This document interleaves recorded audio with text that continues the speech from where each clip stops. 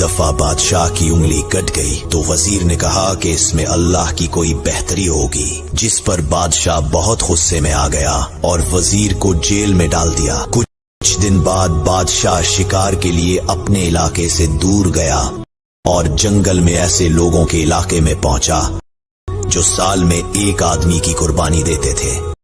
वो लोग बादशाह को पकड़ने लगे, मगर जब देखा कि उसकी उंगली कटी हुई है तो उसे छोड़ दिया, क्योंकि वो ऐबदार शख्स को कुर्बान नहीं करते। बादशाह वापस आया और वजीर के पास गया। खुश होकर बोला कि वाकई अल्लाह के हर काम में कोई ना कोई बेहतरी होती है।